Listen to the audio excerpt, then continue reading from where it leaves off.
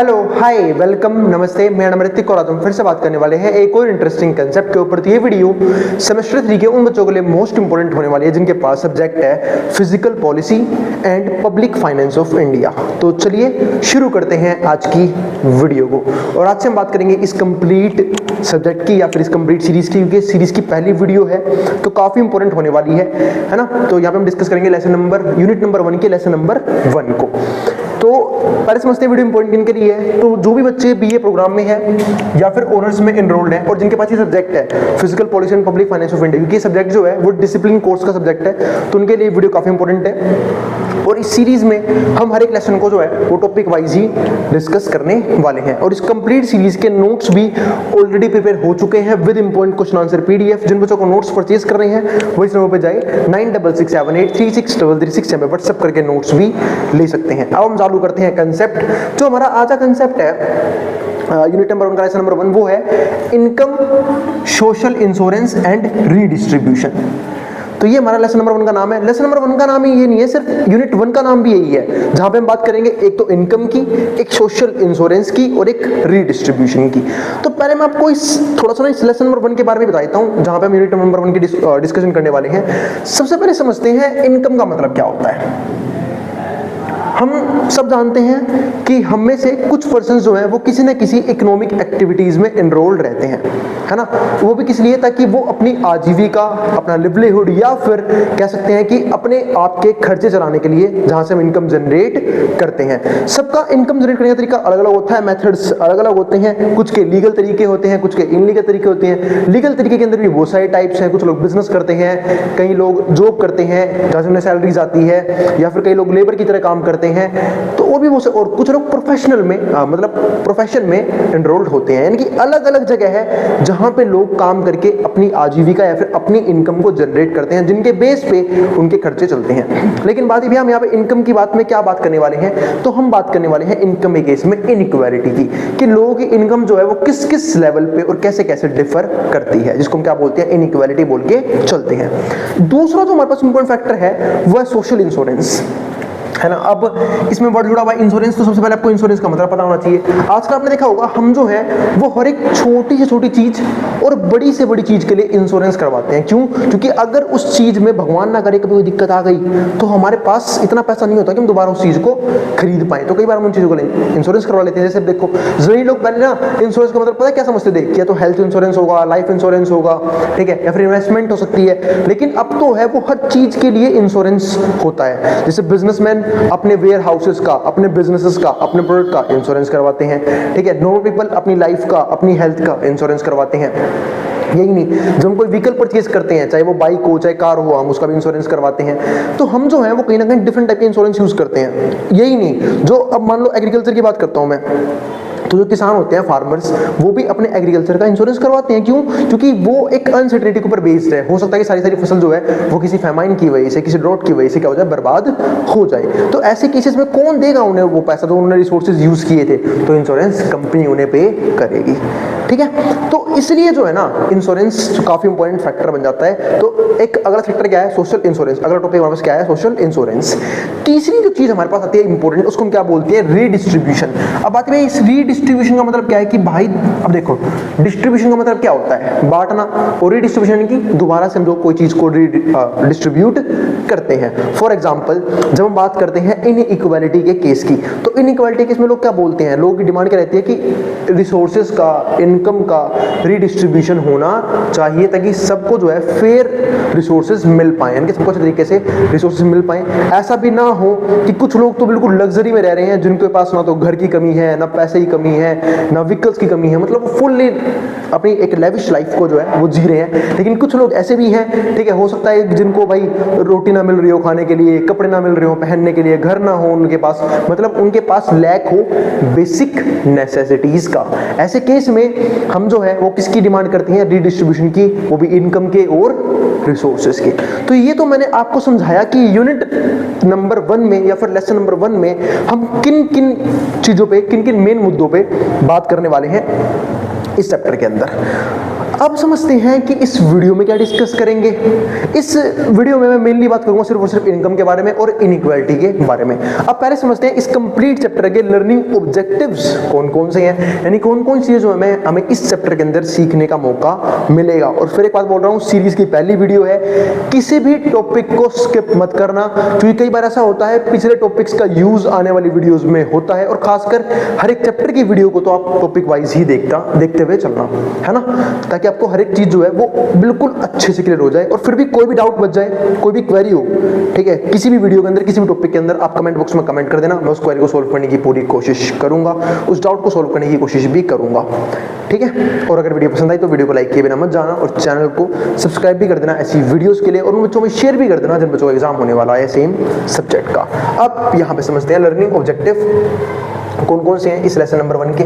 पहला क्या आता है हमारे पास यहाँ पे, describe the manner in which income is distributed. हमें समझना पड़ेगा कि इनकम जो है वो डिस्ट्रीब्यूट किस तरीके से की जाती है, ठीक है। ऐसे कौन से मेथड्स हैं अपनाए जाते हैं इनकम को डिस्ट्रीब्यूट करने के लिए, क्योंकि हम सब जानते हैं कि रिसोर्सेज हमारे पास बहुत ज़्यादा है ना, हमारे पास यानी कि इतने ज़्यादा नहीं है, क्योंकि मेन दिक्कत रिसोर्सेज की है। हम इकोनॉमिक्स पढ़ते ही इसलिए क्योंकि रिसोर्सेज जो है ना वो क्या है, लिमिटेड है, और लोगों की नीड, लोगों की वांट क्या है, अनलिमिटेड है, ठीक है। इसमें शायद एक गांधी जी ने एक लाइन भी बोली थी कि रिसोर्सेज जो है ना वो इतने सफिशिएंट है कि वो हमारी नीड को तो फुलफिल कर सकते हैं, बट किसी की ग्रीड को फुलफिल नहीं कर सकते।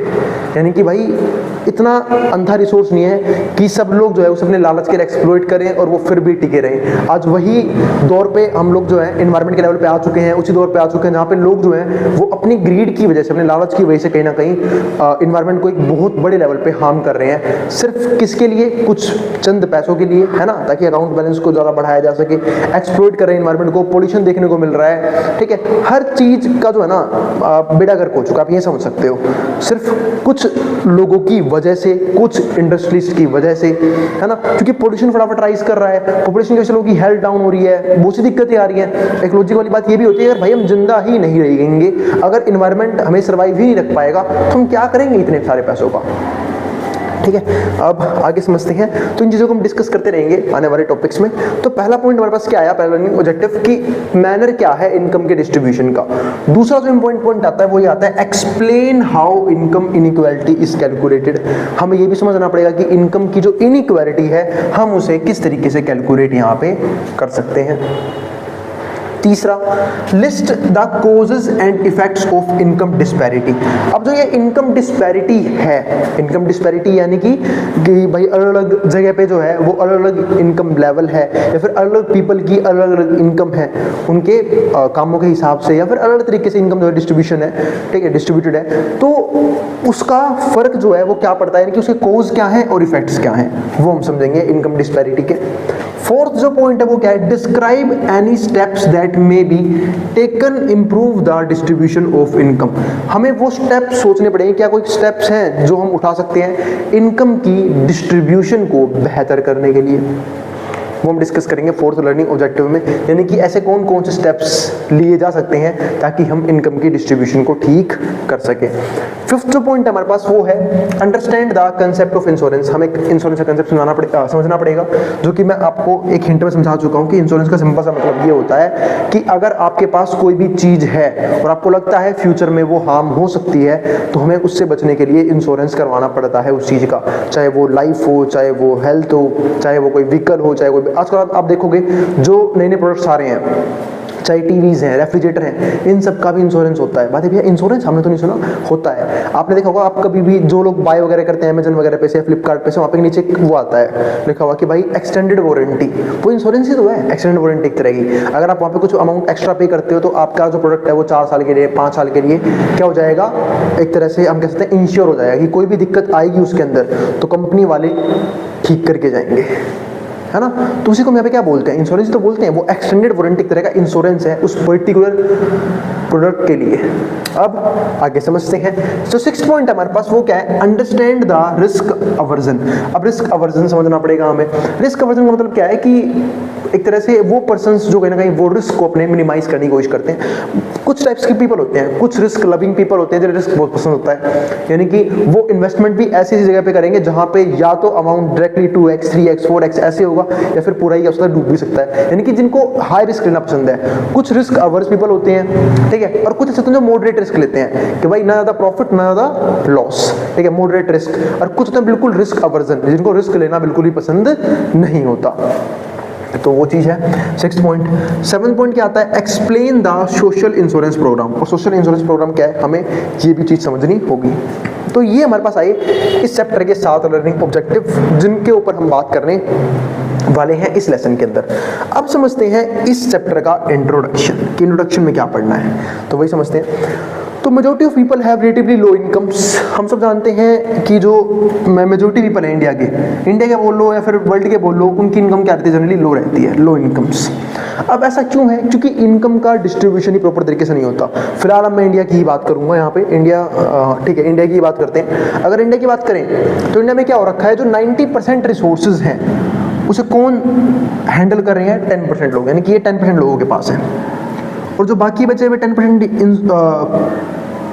क्या बोलते हैं, वेल्थ है या फिर आप रिसोर्सेज कह लो, उस पर 90% लोग जो हैं वो क्या हैं, सर्वाइव कर रहे हैं।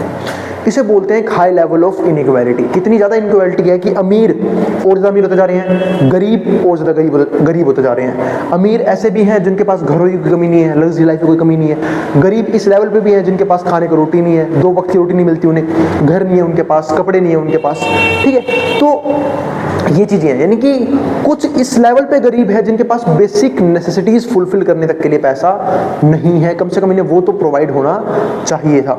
फिर हम बात करते हैं कि गवर्नमेंट जो है वो फ्री में डिस्ट्रीब्यूशन करती है अनाज का या फिर बाकी चीज़ों का। अरे तो भाई जाता कहाँ है वो, डिस्ट्रीब्यूशन तो प्रॉपर तरीके से कर लो, क्योंकि कुछ मीडिएटर लोग आते हैं बीच में, जिनका काम क्या होता है राशनिंग वगैरह करना, जो मैंने बाकी इकोनॉमिक्स की वीडियो में काफी बात की भी है। वो बीच में से गायब कर देते हैं, ब्लैक कर देते हैं उस प्रोडक्ट को, ठीक है। और जिन तक सही में वो चीज़ पहुंचनी चाहिए उन तक पहुंचती नहीं है, या तो वो भीख मांग के गुजारा करते हैं या फिर सड़कों पे कुछ छोटे मोटे काम करके या फिर कचरा वगैरह बिन के तब वो गुजारा करते हैं। कुछ इस लेवल पे भी हैं। तो अगर हम ये बोलते हैं कि राशनिंग सिस्टम, और यही नहीं, जो अमीर लोग हैं जो राशन अफोर्ड कर सकते हैं, वो लोग गाड़ी लेके आते हैं और राशन लेके जाते हैं, ठीक है, ताकि उसे फिर बाद में एक महंगे प्राइस पे सेल कर सकें।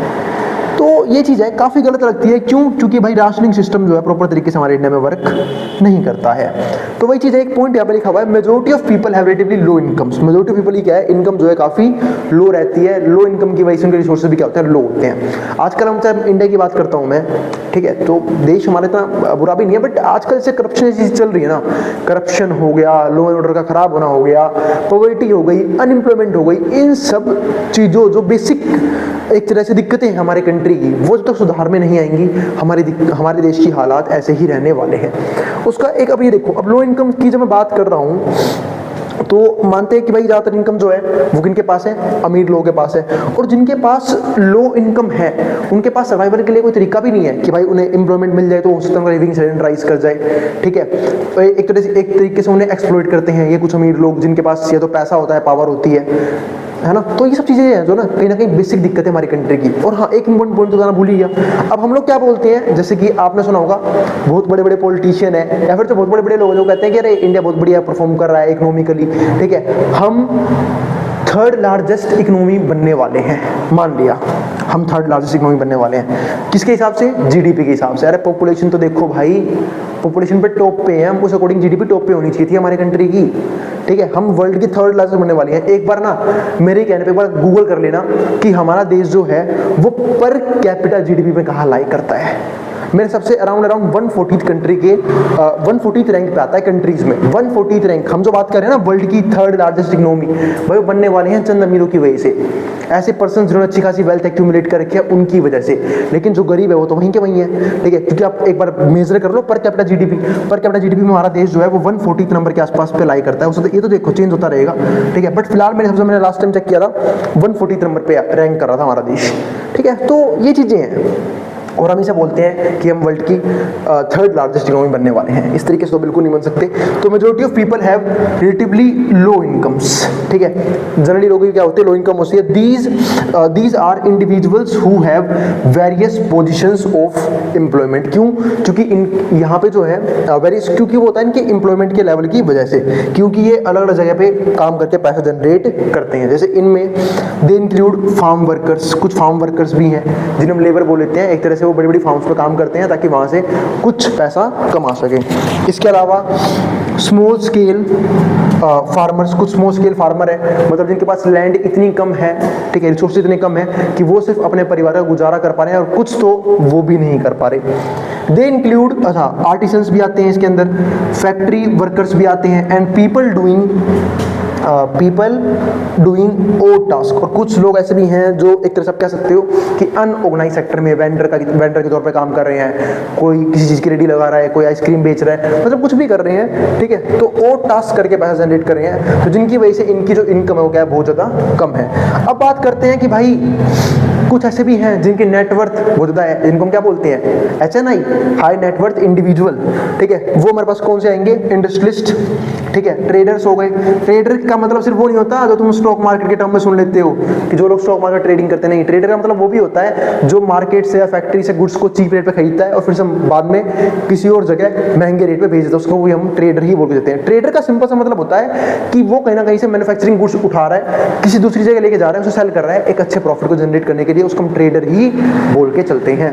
तो ट्रेडर्स हो गया, ट्रांसपोर्टर्स हो गए, बिग फार्मर्स जो अच्छे फार्मर्स हैं, तो मैंने छोटे मोटे फार्मर की बात कही थी, जो बिग फार्मर्स हैं वो भी अच्छा खासा प्रॉफिट जनरेट कर रहे हैं, ठीक है। एंड प्रोफेशनल्स, कुछ प्रोफेशनल्स भी हैं लाइक डॉक्टर, वो भी अच्छा फार्मर प्रोफेशनल्स हो गए, जैसे डॉक्टर हो गए, इंजीनियर्स हो गए, ठीक है, कुछ और भी प्रोफेशंस है, CA हो गया, ठीक है, और भी बहुत सारे प्रोफेशंस हैं, ठीक है, जहाँ पे वो लोग अच्छी इनकम या फिर हाई सैलरीज जो हैं वो कहीं ना कहीं जनरेट कर रहे हैं, जिनकी वजह से उनकी फैमिली का लिविंग स्टैंडर्ड काफ़ी अच्छा है।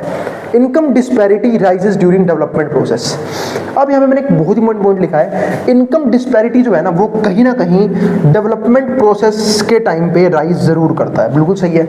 और हमारा इंडिया है भी डेवलपिंग स्टेट, किसमें, डेवलपिंग लेवल पे, डेवलपिंग नेशन बोलते हैं अपने इंडिया को, ठीक है, तो जिसकी वजह से हो सकता है कि डिस्पैरिटी जो है हाँ होगी, लेकिन डिस्पैरिटी इतने बड़े लेवल की, देखो डिस्पैरिटी तो हर जगह है, ऐसी कोई कंट्री नहीं है जहाँ पे सारे सारे अमीर लोग हैं, सारे सारे गरीब लोग हैं, लेकिन डिस्पैरिटी लेवल की होती है। अब हमारी कंट्री में डिस्पैरिटी कुछ ज़्यादा ही बड़े लेवल की है कि कुछ गरीब हैं तो कुछ अंत लेवल के ही गरीब हैं, कुछ अमीर हैं तो कुछ ज़्यादा ही अमीर हैं, ठीक है, तो इस लेवल की डिस्पैरिटी नहीं चलती। कम से कम अगर कुछ लोग गरीब भी हैं, अब ऐसे मान लो मैं कंपेयर करता हूँ इंडिया के लोगों को अमेरिका के लोगों से। अमेरिका में कौन से गरीब होते हैं, जिनके पास गाड़ी नहीं है, जिनके पास गाड़ी नहीं, उनको क्या बोलते हैं, अमेरिका में गरीब बोलते हैं। इंडिया में जिनके पास गाड़ी होती है ना, या तो वो अपर मिडिल क्लास में बोला जाता है, या फिर उसे क्या बोलते हैं कि वो एक हायर क्लास में। एक मिनट वेट करना है, एक कॉल आ रहा था, एक मिनट रुक जाओ, एक मिनट बात करता हूँ उससे। तो चलो आगे डिस्कस करते हैं। हाँ, तो आगे बात करते हैं, एक इम्पोर्टेंट फ़ोन कॉल आ गया था।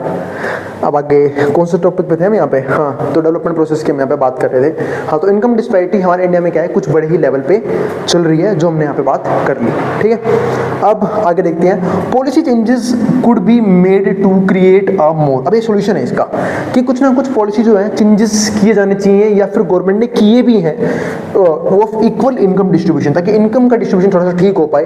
If the current income distribution is an economy like ours deemed to be unfair, अगर हमें ये लगता है कि जो प्रेजेंट इनकम डिस्ट्रीब्यूशन है वो अनफेयर तरीके से चल रहा है, तो इसके लिए कुछ ना कुछ स्टेप्स लेने चाहिए ताकि लोग जो हैं वो कम से कम एक्सप्लॉइट हो, कम से कम जो लोग हैं यहाँ पे गरीब रहें, या फिर इनकम डिस्ट्रीब्यूशन जो है एक थोड़ा सा ठीक तरीके से होना चाहिए। हाँ, तो मैं बात ये कर रहा था वहाँ पे कि इनकम डिस्ट्रीब्यूशन हर एक कंट्री में है, बट इस लेवल की डिस्पैरिटी जो है ना वो बहुत कम कंट्रीज में देखने को मिलती है। हमारा देश पॉवर्टी में है, वो एक रीज़न है ही, पर इनइक्वालिटी एक बहुत बड़ा रीज़न है पॉवर्टी के होने का। जैसे मैंने अभी आपको अमेरिका का एग्जांपल दिया था, है ना, तो देखो वहाँ पे गरीब कौन माना जाता है, जिसके पास क्या है, गाड़ी नहीं है ना। और इंडिया में कौन गरीब माना जाता है, ठीक है, गाड़ी तो यार बहुत बड़ी चीज़ हो गई इंडिया के लिए, ठीक है, तो इंडिया में गरीब उसे मानते हैं जिसके पास क्या है, रोटी, कपड़ा और मकान, यानी कि तीन जो सबसे बेसिक नीड्स है हमारे लाइफ की, वो नहीं है जिन लोगों के पास। डिस्ट्रीब्यूशन ऑफ इनकम, अब बात करते हैं अगले टॉपिक की, जिसका नाम क्या है, डिस्ट्रीब्यूशन ऑफ इनकम, की इनकम का डिस्ट्रीब्यूशन किस तरीके से किया जाता है। तो inequitable income distribution exist anywhere in the globe where production equipment is privately owned. अब जब हम बात करते हैं इनइक्विटेबल इनकम की, तो वो डिस्ट्रीब्यूशन हर जगह एग्जिस्ट करती है जहां पे जो भी डेवलपमेंट प्रोसेस है या फिर जो भी बिजनेसेस हैं वो क्या होते हैं, प्राइवेटली ओन्ड है। आप लोगों को, अगर आप लोगों ने हिस्ट्री पढ़ी होगी, आप लोगों को याद होगा कि जो हमारा जो वर्ल्ड है, हमारा जो ग्लोब है, ठीक है, वहां पे ना दो तरह की कंट्रीज हैं, होती थी, सॉरी बाइपोलर वर्ल्ड बोलते थे हम इसको। एक जो सोशलिज्म फॉलो करती थी, दूसरा जो कैपिटलिज्म फॉलो करती थी। जो सोशलिज्म वाली कंट्री थी उनका मानना यह था कि इनकम का और रिसोर्सेज का डेवलपमेंट इक्वल होना चाहिए, ठीक है। इनकी वो लोग पूरा जोर लगाते थे कि इनकम हो चाहे रिसोर्सेज हो, उसका डेवलपमेंट क्या रहे, इक्वल रहे। लेकिन दिक्कत क्या आई, धीरे धीरे कैपिटलिज्म ने सोशलिज्म को कंट्रोल कर लिया। और कैपिटलिज्म वो इकोनॉमीज होती थी जहां पे ये माना जाता था कि जो इनकम है या फिर जो रिसोर्सेज हैं वो उनके पास ज़्यादा रहेगा, यानी कि कैपिटलिस्टिक कंट्री, यानी कि जो ज़्यादा मेहनत कर रहे हैं, ज़्यादा बड़ा बिजनेस सेटअप कर रहे हैं, ज़्यादा रिस्क ले रहे हैं, उनके पास जो है वो नेटवर्थ ज़्यादा रहेगी, ठीक है। और बाकी लोगों के पास नेटवर्थ क्या रहेगी, कम रहेगी। इसको क्या बोलते हैं, कैपिटलिज्म। और आजकल आप देखो तो पूरा वर्ल्ड जो है वो कैपिटलिस्ट इकोनॉमी की तरफ बढ़ रहा है। जैसे अब इंडिया है, इंडिया मिक्स्ड इकोनॉमी था, बहुत सी चीज़ें प्राइवेट सेक्टर चला रही थी, बहुत सी चीज़ें गवर्नमेंट सेक्टर के हाथ में था। लेकिन अब अगर आप देखो ना तो जो हमारे पास खासकर जो बीजेपी गवर्नमेंट है, ठीक है, उन्होंने बहुत सी चीज़ों को प्राइवेटाइज किया है, जो कि मैं एक तरह से अच्छी चीज़ इसलिए मानता हूँ क्योंकि वो अच्छी चीज़ इसलिए है क्योंकि एक तरह से एफिशिएंसी बढ़ती है, प्रॉफिट बढ़ता है, इकोनॉमी राइज करती है। लेकिन एक दिक्कत ये भी है कि प्राइवेट सेक्टर अपनी मनमानी ना करना शुरू कर दे। मनमानी यानी कि अब हम सब जानते हैं कि इंडिया में जॉब्स की बहुत ज़्यादा कमी है, तो ले ऑफ करने ना शुरू कर दे। ऐसा ना हो वो लोग कैपिटल इंटेंसिव टेक्निक यानी कि मशीनरी ज़्यादा यूज़ करे एज कम्पेयर टू लेबर, जिससे क्या होगा, अनएम्प्लॉयमेंट इंडिया में पहले ही बहुत ज़्यादा है और ज़्यादा बढ़ जाएगी। तो कोशिश ये रहनी चाहिए कि गवर्नमेंट बेशक भले ही प्राइवेटाइज कर दे बट उस पर अपना कंट्रोल रखे। इतना कंट्रोल मतलब उन्हें रेगुलेट करे खुद से ही कि भाई उन्हें बोले कि आप लोग जो प्रोवाइड करो।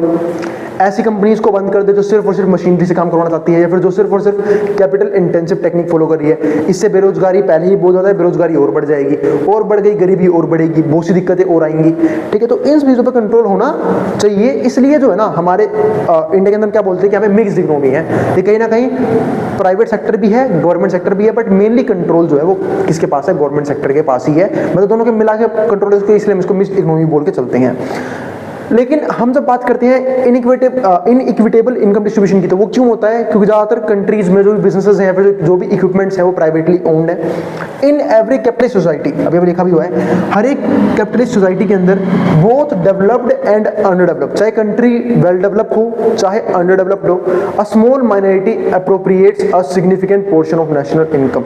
तो जो एक स्मॉल माइनॉरिटी है यानी कि बहुत कम जो लोग हैं जो स्मॉल माइनॉरिटी के अंदर आते हैं, appropriates a significant portion of national income, उन्होंने एक सिग्निफिकेंट पोर्शन ले रखा है किस चीज का, नेशनल इनकम का, ठीक है। इंपॉर्टेंट पोर्शन है किस चीज का, national, significant portion of national income, while the great majority relies on paltry salary. लेकिन जो हमारे पास मेजॉरिटी हैं उनके पास क्या है, पोल्ट्री सैलरी। मतलब जो सारा पैसा है, जो नेशनल इनकम है, जो वेल्थ है, सबसे ज़्यादा किनके पास है, सिर्फ कुछ लोगों के पास। मतलब एक सिग्निफिकेंट पोर्शन है, बहुत कम पोर्शन है, ठीक है, जिनके पास सारी वेल्थ, सारा नेशनल इनकम है, जीडीपी का मेन पोर्शन उनके पास है। लेकिन जो बाकी मेजॉरिटी है वो सिर्फ कुछ अपनी सैलरीज पे ही डिपेंड करते हैं।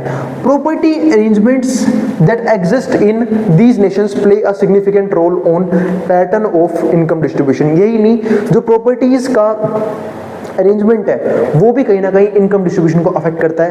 क्योंकि कई लोग ऐसे हैं जिनके पास प्रॉपर्टीज होता है बहुत ज़्यादा हो, कई लोग ऐसे हैं जिनके पास वेल्थ ना हो, प्रॉपर्टीज ना हो, बहुत कम प्रॉपर्टीज हो, ठीक है। आप कभी, अगर मैं आपको एक लॉजिक वाली बात बताऊँ, लॉजिक वाली क्या बात बता रहा मैं, एक चीज़ चेक करना कभी कि जिन लोगों के पास इंडिया में 1 लाख रुपए है वो इनकम के किस लेवल पे आते हैं या फिर पॉपुलेशन के किस लेवल पे आते हैं। 5 लाख है तो किस लेवल पे आते हैं, 10 लाख है तो किस लेवल पे आते हैं। जिनके पास सेविंग बता रहा हूँ मैं, 1 लाख की है, 5 लाख की, 10 लाख की है, आपके होश उड़ जाएंगे डाटा चेक करके ये, ठीक है। तो कभी चेक करना गूगल पे, या फिर आप अगर AI यूज़ करते हो तो ChatGPT पे चेक करना, ठीक है, कि भाई इंडिया में जिनके पास सेविंग 1 लाख से ऊपर है वो कितने परसेंटेज में आते हैं पॉपुलेशन के, ठीक है, किस लेवल पे आते हैं, ठीक है। या फिर जिनकी इनकम 1 लाख से ऊपर है, जिनके पास सेविंग 5 लाख है, ठीक है, वो किस लेवल पे आते हैं। जिनका सेविंग 10 लाख है वो किस लेवल पे आते हैं, ठीक है। इनकम को तो पता ही है कि इंडिया में जो पर्सन 1 लाख से ऊपर जनरेट कर रहा है वो इंडिया के 1% में आ जाता है। अब आगे देखते हैं अगला point, less developed Nations typically have larger economic inequality. जो लेस डेवलप्ड नेशन है उनके तो और बुरी हालत है। उनके पास क्या है, लार्जर इकोनॉमिक इनइक्वालिटी, उनके पास इनइक्वालिटी है और ज़्यादा। जैसे अभी इंडिया में देख लो, लेस डेवलप ही है ना, ठीक है, और इनइक्वालिटी बहुत बड़े लेवल पे है। If frequently rises throughout the initial phases of development, peaks and then falls. It frequently rises, तो ये स्टार्टिंग में राइज करता है, फिर धीरे धीरे इनकी पीक बनती है, फिर धीरे धीरे फॉल करना शुरू करते हैं। यानी कि इनइक्वालिटी का हिसाब ये होता है कि जब हम डेवलप्ड नेशन की बात करते हैं या फिर डेवलपिंग नेशन की बात करते हैं तो पहले तो तेजी से राइज करता है इनइक्वालिटी, फिर पीक पे जाता है और फिर कहीं ना कहीं धीरे धीरे इनइक्वालिटी जो है वो कम होती चली जाती है। जो हम आगे बात करते हैं करंट इनकम डिस्ट्रीब्यूशन की, in most countries is not at all satisfactory, ज़्यादातर जगह जो है वो सेटिस्फैक्टरी नहीं है। मतलब ज़्यादातर जगह जो है हम जो बात कर रहे हैं वो इनइक्वालिटी की पाई जाती है और कई जगह बहुत बड़े लेवल पे है, कई जगह कम है। क्योंकि देखो इनइक्वालिटी तो हर जगह मिलेगी, हर कंट्री के अंदर मिलेगी। हर कंट्री में ये नहीं कि सबकी नेटवर्थ सेम ही है, सबकी वेल्थ सेम है, ठीक है, तो ऐसा कुछ नहीं है। इनइक्वालिटी है, कहीं पे बहुत ज़्यादा है, कहीं पे बहुत कम है। तो all satisfactory and that is tends to get worse during the early stages of development, और ये जो कंडीशन है ये बहुत बुरी हो जाती है खासकर डेवलपमेंट के अर्ली स्टेजेस पे, unless the government decides to take some corrective action, जब तक गवर्नमेंट डिसाइड ना कर ले कि हमें अब कुछ करेक्टिव एक्शन लेने चाहिए और हमें कहीं ना कहीं इनकम की डिस्ट्रीब्यूशन को ठीक करना है, इनकम को रीडिस्ट्रीब्यूट करके। अब यहाँ पे एक इम्पॉर्टेंट नोट है, generally widely accepted that communist countries have significantly less unequal wealth distribution. जो कम्युनिस्ट कंट्रीज हैं यानी कि जो कहीं ना कहीं सोशलिज्म फॉलो करती है, जहाँ पे ये देखा जाता है कि हमें कहीं ना कहीं हर एक पर्सन को एक रीजनेबल लाइफ देनी है, एक रीजनेबल इनकम देनी है ताकि वो एक अच्छा लिविंग स्टैंडर्ड जो है वो जी सके, हैव सिग्निफिकेंटली लेस अनइक्वल, तो वो लेस अनइक्वल है, ठीक है, वेल्थ डिस्ट्रीब्यूशन के मामले में देन कैपिटलिस्टिक नेशन। मतलब कैपिटलिस्ट नेशन जो है वहाँ पे इनइक्वालिटी जनरली ज़्यादा देखने को मिलती है और जो कम्युनिस्ट हैं जो सोशलिज्म फॉलो करते हैं वहाँ पे इनइक्वालिटी कम देखने को मिलती है। क्योंकि सोशलिज्म का मतलब ही है कि हमें समाज का भला करना है, हमें समाज के हर एक तबके पे ध्यान देना है, यूं नहीं कि सिर्फ कुछ माइनॉरिटीज लोग हैं, कुछ कम लोग हैं जिनके पास सारी वेल्थ है और जो मेजोरिटी पीपल है उनके पास चाहे वो भूखे मरे, चाहे उनके पास किसी भी तरह की सर्विसेज ना हो, किसी भी तरह के गुड्स ना हो, उन पे ध्यान नहीं दिया जाएगा। लेकिन सोशलिज्म ऐसा नहीं होता है। सोशलिज्म में हर एक तबके को, चाहे वो मतलब एक तरह से हर एक पर्सन की जो है ना, हर एक पर्सन की जो इच्छा है उसका ख्याल, उसकी नीड का ख्याल रखा जाता है सोशलिज्म के अंदर। ऐसा कैपिटलिज्म में देखने को नहीं मिलता, क्योंकि कैपिटलिज्म में जो देश है या फिर आप कह सकते हो पूरी इकोनॉमी को जो है सिर्फ कुछ लोग कंट्रोल करके बैठे होते हैं, जिसकी वजह से क्या होता है जो मेजर वेल्थ है वो सिर्फ कुछ माइनॉरिटी लोगों के पास है, मेजोरिटी जो है वो बहुत कम चीज़ों में सर्वाइव कर रहे होते हैं। तो अब जो हम डिस्कस करने वाले हैं वो कंसेप्ट है हमारे पास कि इनकम इनइक्वालिटी के कॉजेस कौन कौन से हैं। तो सबसे पहले हमने इनकम को डिस्कस कर लिया, इनइक्वालिटी को डिस्कस हम ऑलरेडी कर चुके हैं। अब हम डिस्कस करेंगे इनकम इनइक्वालिटी के कॉजेस कौन कौन से हैं, ऐसे कौन कौन से फैक्टर हैं जिनकी वजह से हमें यहाँ पे इनकम इनइक्वालिटी देखने को मिलती है। तो चलो एक एक करके देखेंगे सारे कॉजेस को। काफी इंपॉर्टेंट टॉपिक, काफी इंपॉर्टेंट वीडियो है, क्योंकि सवाल यहाँ से डायरेक्ट आ सकता है कि ऐसे कौन कौन से कॉजेस हैं, ठीक है, जिनकी वजह से हमें हमारी सोसाइटी के अंदर इनकम इनइक्वालिटी देखने को मिलती है। इसके अलावा इस कंप्लीट सीरीज के नोट्स भी ऑलरेडी प्रिपेयर हो चुके हैं with important question answer PDF. जिन बच्चों ने नोट्स नहीं लिए हो वो जाके समय व्हाट्सएप करके नोट्स ले सकते हैं। नंबर 9667836336 यहाँ पे व्हाट्सएप करके नोट्स ले सकते हैं। अब हम चालू करते हैं कंसेप्ट। जो कंसेप्ट है वो है इनकम इनइक्वालिटी के ऊपर। तो पहले बात कर लेते हैं इनकम इनइक्वालिटी की। वो हम सबको पता है इनकम इनइक्वालिटी का सिंपल सा मतलब क्या है कि रिसोर्सेज का अनइक्वल डिस्ट्रीब्यूशन।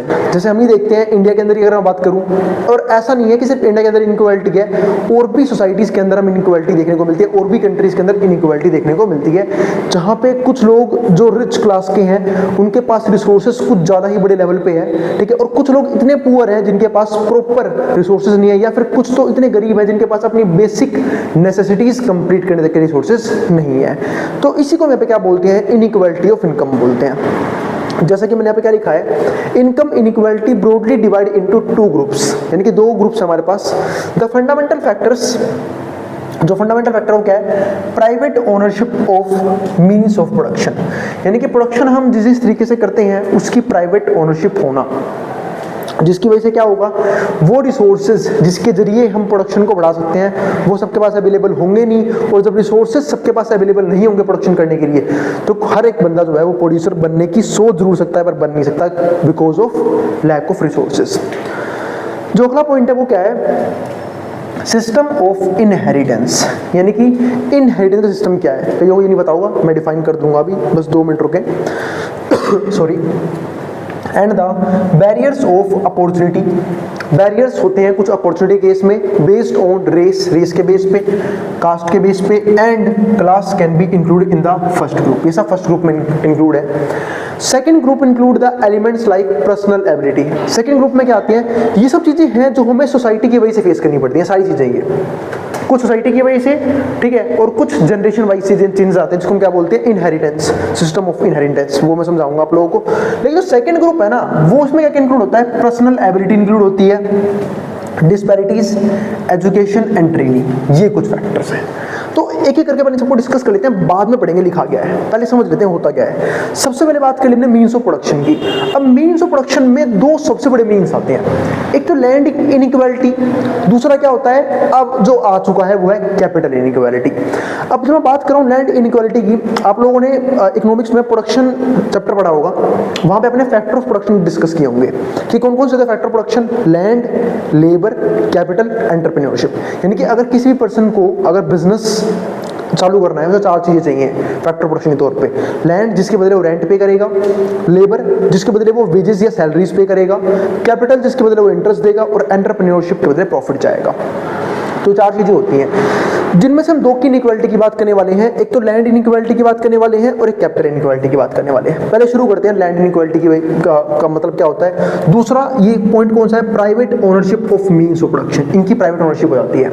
जब हम बात करते हैं लैंड ओनरशिप की, अगर आप लोगों को याद हो, सबसे ज्यादा लोग जो हैं सबसे पहले कहाँ पे इन्वॉल्व थे, सबको पता है, प्राइमरी सेक्टर, जिसको हम एग्रीकल्चरल सेक्टर भी बोलते हैं। और हम सब जानते हैं एग्रीकल्चर करने के लिए सबसे मोस्ट इंपॉर्टेंट रिसोर्स क्या चाहिए, वो चाहिए लैंड। यानी कि जिसके पास जितनी बड़ी लैंड होगी वो उतनी बड़े लेवल पे प्रोडक्शन कर सकता है, जिसके पास जितनी कम लैंड होगी वो उतने ही कम लेवल पे प्रोडक्शन कर पाएगा। तो इसलिए लैंड जो है अपने आप में एक मोस्ट इंपॉर्टेंट फैक्टर बन जाता है। अब लैंड इनइक्वालिटी का मतलब क्या है कि भाई कोई एक फार्मर हो सकता है जिसके पास क्या हो, या फिर लैंड ओनर हो सकता है जिसके पास बहुत बड़ी जमीन हो, और जिनके पास जितनी बड़ी जमीन होगी वो उसी लेवल पे प्रोडक्शन भी करेंगे। और कुछ ऐसे फार्मर भी हो सकते हैं जिनके पास लैंड बिल्कुल कम हो, और इतनी कम हो कि वो जो सिर्फ है या तो अपने परिवार का पेट पाल रहे हैं, या फिर ऐसा भी हो सकता है कि भाई वो जो है उनके पास इतनी कम लैंड है कि वो कहीं ना कहीं खुद के लिए भी रिसोर्सेज वहां से इकट्ठा नहीं कर पा रहे, मतलब इतनी फार्मिंग भी नहीं कर पा रहे कि अपना एक परिवार चला पाए। तो ये दिक्कतें भी हो सकती हैं। तो इसी को हम यहाँ पे क्या बोलते हैं, लैंड इनइक्वालिटी बोलते हैं। और यही नहीं, कई बार क्या होता है कि जो हमारे बड़े बड़े लैंड ओनर्स हैं जिनको हम जमींदार बोलते थे, है ना, जमींदारी सिस्टम पढ़ा होगा आप लोगों ने, जो जमींदार होते थे वो इनकी लैंड को सीज कर लेते थे किसी न किसी तरीके से, है ना। जब इनकी लैंड को सीज कर लेंगे तो अब इनको इन्हीं की लैंड पे, यानी कि छोटे फार्मर्स को उन्हीं के लैंड पे काम करवाया जाता है, वो भी सिर्फ कुछ पैसे देके, कुछ वेजेस देके, ठीक है, मतलब सिर्फ कुछ पैसे दिए और उनसे फार्मिंग करवाई गई। और मेजर बेनिफिट किसको मिला था उसका, जमींदार को या फिर जो बड़े लैंड ओनर्स हैं उनको। तो इसको भी हम कहीं ना कहीं लैंड इनइक्वालिटी का पार्ट समझते हैं। ये तो हो गई लैंड इनइक्वालिटी की बात, यानी कि एक तरह से फार्मर्स को एक्सप्लॉइट करते थे ये बड़े बड़े लैंड ओनर्स हो गए, बड़े बड़े फार्म हाउस ओनर हो गए, या फिर ये जमींदार, ठीक है, ये सब कहीं ना कहीं एक्सप्लॉइट करते थे। और एक्सप्लॉइट करने का तरीका जो था वो सब आप लोगों ने पढ़ा होगा कि पहले लैंड ओनर्स जो है वो इनको इंटरेस्ट पे क्या नाम है पैसे दे देते थे फार्मर्स को, जाओ भाई रिसोर्सेज लो, फार्मिंग करो। फिर अगर मान लो किसी तरह की दिक्कतें आ गई और फार्मर्स को पैसा नहीं चुका पा रहे, ठीक है, तो करते जाते इनकी प्रॉपर्टी को सीज कर लेते थे और फिर उसी पे काम करवाते थे इन लोगों से, लेकिन कम वेजेस पे। तो ये एक तरीका होता था। लैंड इनइक्वालिटी इस तरीके से बढ़ती रही। अब यहाँ पे ना एक पॉइंट मोर एक्सप्लेन करना चाहूंगा, वो होता है सिस्टम ऑफ इनहेरिटेंस। इसको तो हम आगे डीप में पढ़ेंगे ही, पर थोड़ी सी बात इसकी भी कर देता हूँ। सिस्टम ऑफ इनहेरिटेंस की हम जब बात करते हैं, कई बार जो है ना, अब जो लैंड रिसोर्स वो लिमिटेड है, सबको पता है लैंड लिमिटेड है। अब अर्थ ये तो है नहीं कि भाई हर टाइम बढ़ रही है, हर टाइम बड़ी हो रही है, लैंड लिमिटेड है। और लिमिटेड, दूसरी बात एग्रीकल्चर लैंड और ज्यादा कम होती जा रही है। तो जब हम लैंड रिसोर्स की बात करते हैं तो हो क्या रहा है कि जो लैंड है वो एक तो सीज कर लेते हैं, दूसरा इनहेरिटेंस की वजह से भी कहीं ना कहीं फार्मर्स को नुकसान हो रहा है। जैसे मान लो पहले कोई एक फार्मर है, ठीक है, ए, अब उसके पास मान लो, मैं मान लेता हूं कि 200 एकड़ जमीन है, 200 एकड़ जमीन है, ठीक है। अब 200 एकड़ जमीन है, अब उसके दो बेटे हो गए, बी और सी, ठीक है, एग्जाम्पल ले ऐसे ही, बी और सी दो बेटे हो गए, ठीक है। अब बी और सी दोनों जमीन को बांट लेंगे 200 एकड़ को, तो 100 एकड़ बी के पास, सी के पास भी 100 100 एकड़। अब बी और सी, अब बी के फर्दर क्या हो गए, 2 बच्चे हो गए, तो वो उसमें बढ़ जाएगा 50-50 एकड़। सी के मान लो सी ने 5 बच्चे कर रखे हैं, ये थोड़ा सा ज्यादा मेहनती है, ठीक है, तो इसके 5 बच्चे हैं और 20-20 बट के भाई सब में, ठीक है। तो कहीं ना कहीं सिर्फ एक इस पॉइंट की वजह से, सिस्टम ऑफ इनहेरिटेंस की वजह से जो लैंड है, लैंड का डिस्ट्रीब्यूशन क्या हो रहा है, अनइक्वल तरीके से हो रहा है, यानी कि लैंड जो है वो टाइम के साथ लोगों के पास कम होती जा रही है, क्योंकि वो सब में बढ़ रही है लैंड, ठीक है। तो जब पॉपुलेशन राइज हो रही है, सब में बढ़ेगी, तो लैंड की वैल्यू, लैंड जो है सबके पास क्या होती चली जाएगी, कम होती चली जाएगी, जिसकी वजह से सफिशिएंट नहीं है उस पर एग्रीकल्चर करके या फिर कुछ और करके प्रोड्यूस करना, ठीक है। तो इसी को हम यहाँ पे क्या बोलते हैं, सिस्टम ऑफ इनहेरिटेंस भी बोलते हैं। तो मैंने आपको सबसे पहले एक पॉइंट क्लियर किया कि लैंड इनइक्वालिटी का मतलब हमारे पास क्या होता है। एक बार फटाफट रीड भी कर लेते हैं इसे। तो large disparities between the salaries of the working class, जो लार्ज डिस्पैरिटीज है किनके बीच में, सैलरीज के बीच में और वर्किंग क्लास के बीच में, एंड लैंड ओनर्स के बीच में, ट्रेडर्स के बीच में, कैपिटलिस्ट के बीच में, and bankers can not be eliminated as long as right to property is still recognised as legal right of any society. आप लोगों को पता होगा, अगर मैं नहीं पता तो भाई पता होना चाहिए वैसे, ठीक है, कि इंडिया में ना जो हम बात करते हैं अपने बेसिक राइट्स के ऊपर, ठीक है, जैसे हमारा राइट टू एजुकेशन है, राइट टू इक्वलिटी, ऐसे एक राइट टू प्रॉपर्टी हुआ करता था जो कि फंडामेंटल राइट था, है ना हमारा, लेकिन बाद में इसे लीगल राइट कर दिया गया। क्यों? क्योंकि अगर फंडामेंटल राइट बना दिया राइट टू प्रॉपर्टी, तो हो सकता है कुछ जो हमारे बड़े बड़े कैपिटलिस्ट हैं, फिर बड़े बड़े जो बिजनेसमैन हैं, वो बहुत सी लैंड एक्वायर कर लेंगे। पता लगे स्टेट के स्टेट खरीद रही है। अब सपोज करो कि दिल्ली, यहाँ पे अंबानी जी ने खरीद लिया, ठीक है, हरियाणा अडानी जी ने खरीद लिया, ठीक है, ऐसी बहुत से, अब महाराष्ट्र टाटा जी ने खरीद लिया, तो सारी चीजें बिक जाएंगी भाई, सारे स्टेट्स बिक जाएंगे। तो इसलिए इस राइट को क्या कर दिया, लीगल राइट कर दिया बाद में, इसको फंडामेंटल राइट से हटा के। तो वही चीज यहां पे लिखी है कि जब तक जो राइट है, यानी कि राइट टू प्रॉपर्टी है, वो एक लीगल राइट के तौर पे रहेगा या फिर एक फंडामेंटल राइट के तौर पे रहेगा, तब तक जो लोग हैं वो कहीं ना कहीं एक्सप्लॉइट किए जाएंगे। अगला पॉइंट हमारे पास क्या आता है, land has always main type of means of production. हम सब जानते हैं भाई लैंड जो प्रोडक्शन करने में हेल्प करता है इन रूरल सोसाइटीज में, ठीक है। 2 तरह के एरियाज होते हैं ना, रूरल भी, अर्बन भी। अब अर्बन में तो भाई इंडस्ट्रीज वगैरह हैं, तो वहाँ पे लोग, सर्विस सेक्टर डेवलप है, तो वहाँ पे तो लोग इजीली काम कर सकते हैं। लेकिन रूरल एरियाज में एक ही तरीका होता है जनरली, फार्मिंग करके पैसा जनरेट करना, और उसके लिए लैंड जो है काफी इंपॉर्टेंट रिसोर्स माना जाता है। In majority cases the land lords used force to seize property. ज्यादातर केसेस में जो लैंडलॉर्ड्स हैं वो कहीं ना कहीं प्रॉपर्टी को जब्त कर लेते हैं जबरदस्ती। तो the land Lord's were only rentiers who collected rent from the people, और फिर वो पीपल से कहते हैं रेंट लेते हैं, who farmed on the of the land, जो उस लैंड पे फार्मिंग कर रहे हैं, have always been serfs and tenants. इसका मतलब क्या है कि कहीं ना कहीं अब बेचारे जो फार्मर्स हैं, छोटे मोटे फार्मर्स हैं, वो अपने ही खेत में एक मजदूर बन के रह जाते हैं। अगला हमारे पास जो पॉइंट आता है, ये तो हो गई लैंड इनइक्वालिटी की बात। दूसरी क्या होती है, कैपिटल इनइक्वालिटी। अब आपको एक चीज बताओगे कि अब अगर हम बात करते हैं, क्योंकि पहले तो हमने बात की एग्रीकल्चर सेक्टर की, लेकिन हमारे पास सर्विस सेक्टर भी है, इंडस्ट्रीज भी है, लेकिन इसको डेवलप करने के लिए लैंड चाहिए। लेकिन इनके अलावा इनको एक और चीज चाहिए होती है, वो क्या चाहिए होती है, कैपिटल। पैसा तो चाहिए सबको, तो जिनके पास कैपिटल अच्छा है वो अच्छी जगह अच्छा बिजनेस सेटअप कर पा रहे हैं, अच्छी जगह परफॉर्म कर पा रहे हैं। लेकिन जिनके पास कैपिटल की कमी है, क्योंकि भाई हमें किसका उतर कैपिटल इनइक्वालिटी, कैपिटल यानी कि वेल्थ यानी कि पैसा, वो भी सबके पास सेम नहीं है। जिनके पास अच्छा पैसा है वो अच्छी एजुकेशन ले रहे हैं, अच्छा प्रोफेशनल स्किल सीख रहे हैं, अच्छी जगह ट्रेनिंग कर रहे हैं, ठीक है, जिनकी वजह से उनकी इनकम लगातार बढ़ती जा रही है। लेकिन जिनके पास पैसे की कमी है ना, तो बिजनेस स्टार्ट कर सकते, ना ही वो किसी अच्छे कोर्स में इनरोल कर सकते अपने आप को। तो वो सब दिक्कतें जो है ना, वो कहीं ना कहीं लैक ऑफ फाइनेंसेस की वजह से देखने को मिलते हैं। तो उसी को मैं क्या बोलते हैं, कैपिटल इनइक्वालिटी बोलते हैं। It is the main means of production. ये भी क्या है, मेन तरीका है किस चीज के लिए, प्रोडक्शन के लिए। इन अ कैपिटलिस्ट सोसाइटी, जब हम बात करते हैं कैपिटलिस्ट सोसाइटी की, तो पैसा तो चाहिए ही भाई बिजनेस करने के लिए, यहां तक कि फार्मिंग करने के लिए पैसा चाहिए भाई। इतने सारे इक्विपमेंट्स लगते हैं, फर्टिलाइजर्स लगते हैं, ठीक है, बहुत सी मशीन्स यूज होती हैं, वो सब कहीं ना कहीं किसके जरिए आएगा, पैसे के जरिए। तो पैसा जो है वो फार्मिंग के लिए इंपॉर्टेंट है, लेकिन अदर बिजनेस में तो और ज्यादा कैपिटल चाहिए।